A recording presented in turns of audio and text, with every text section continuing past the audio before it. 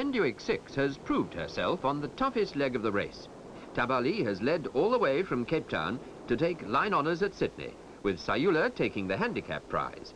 But Pendwick 6 is shortly to be dismasted for the second time, only 200 miles out of Sydney. Great Britain too has lost her mizzen and broken 2 spinnaker poles, and it's been a hard leg for adventure, with steering problems causing a drop in handicap position that will cost her the race. A delayed start gives a little more time to enjoy Sydney's welcome and get vital repairs carried out. Several yachts have suffered knockdowns, and all have minor damage. Back in Port Elizabeth, Burton Cutter is careened. Her damaged bow sections are re-welded, but the repairs take longer than expected, and she's forced to withdraw.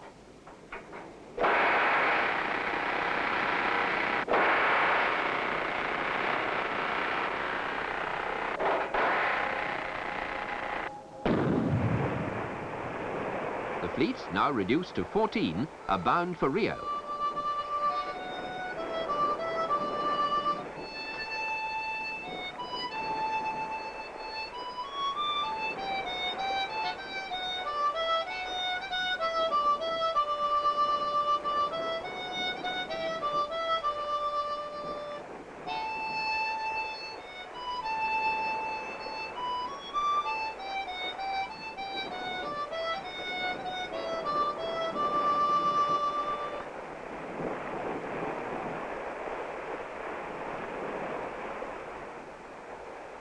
The Australian summer soon gives way to the freezing cold of the deep Southern Ocean, and the crew prepare for adventure.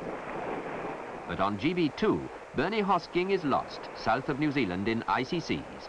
He'd already been rescued on the voyage to Cape Town, but this time his luck runs out.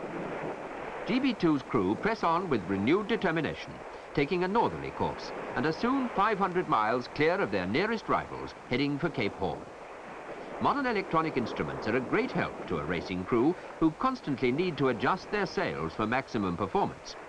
They enable relatively inexperienced yachtsmen to achieve a standard of efficiency, particularly by night, that even practiced old sailors of the tea-clipper days would find hard to match.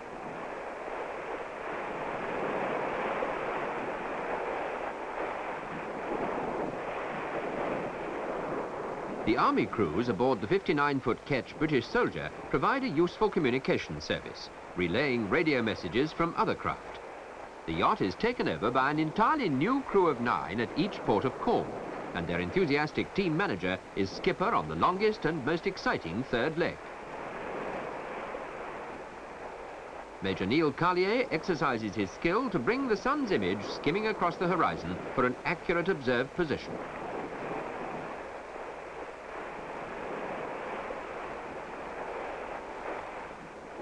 Captain George Ballings, the most experienced navigator in the race, takes one of the most direct routes to Cape Horn. It brings adventure to nearly 60 degrees south, well within the ice line.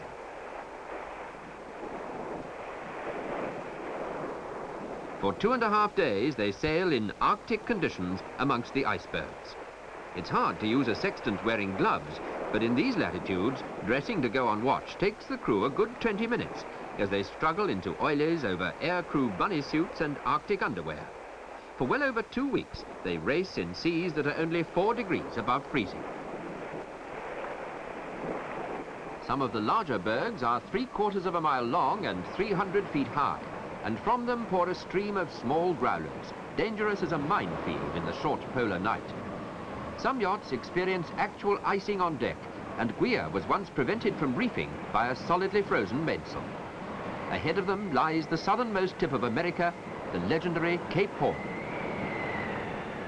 A wild, isolated promontory of massive rock jutting far out into the roaring 40s and deflecting their fury into some of the world's most treacherous seas. In these turbulent waters, the strength of the prevailing wind from astern demands constant vigilance from the helmsman to prevent the yacht from broaching in the heavy following swell. Each rolling wave lifts the boat bodily upwards and forwards, surging her along its length to let her sink again, wallowing in the succeeding trough. As the boats pass the Horn, the weather lives up to its capricious reputation. treating the yachts to everything from light airs to a storm force 10. Now the fleet heads north up the South American coast, making for Rio de Janeiro. Soon the leading boats are well into the warmer waters of the South Atlantic, and the crews feel welcome relief from the tension of sailing in the exhausting Southern Ocean, while the smaller and slower craft continue the long, cold struggle. Great Britain, too, is the first to arrive to find sun-drenched Rio in carnival mood.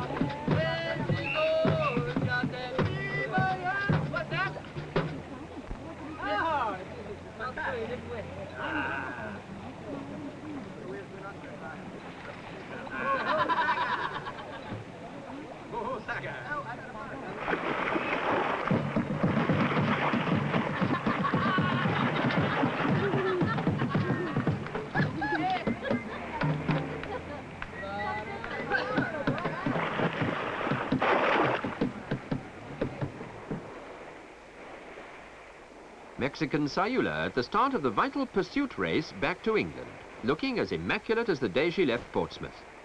It's hard to believe she was rolled over to 150 degrees on the tough second leg, yet continued to make such a fast time, she's still overall handicap leader.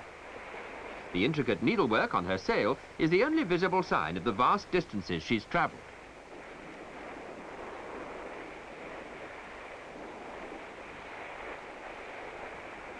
Prene's transom has a new aluminium extension to give her more lift.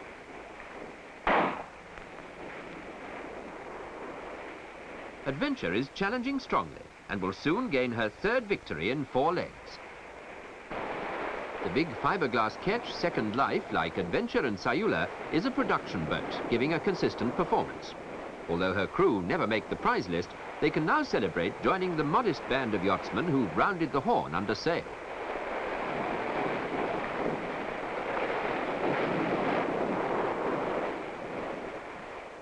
Skipper Roddy Ainsley must feel well pleased with the boat's trouble-free voyage.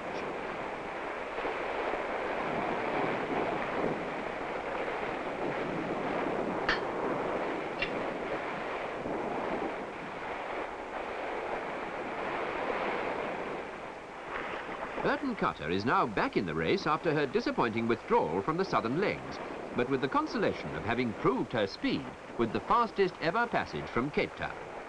In her private race home with GB2, the fortunes of the first leg are reversed. This time, Burton Cutter goes around the non-existent Azores High and is beaten by GB2, taking a direct route.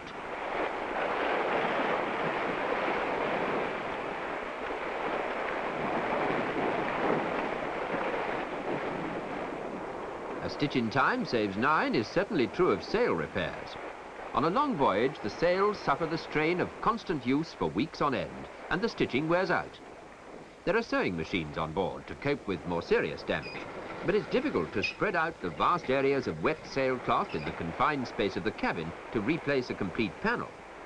When a really large Genoa or spinnaker blows out, it can take 2 days to repair. Sunset at sea brings the tranquility of the wide open spaces and the full glory of the evening sky.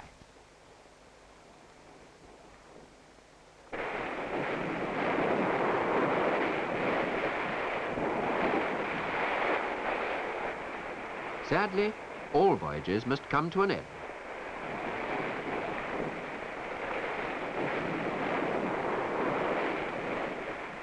As familiar landmarks appear, regret that the long adventure is nearly over gives way to joy at anticipated reunions.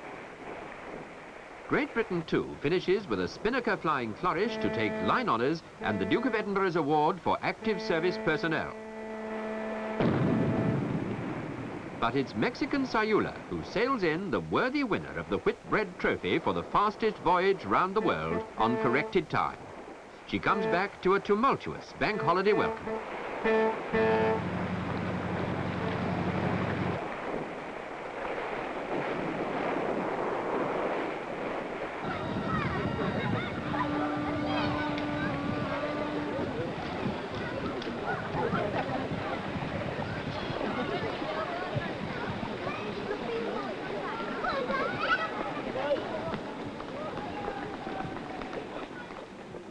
The Whitbread trophy is presented by Prince Philip at the Mansion House. Ramon Carlin of Sayula and his international crew celebrate winning a race that made history, bringing together yachtsmen from 15 nations in an unforgettable and unique adventure.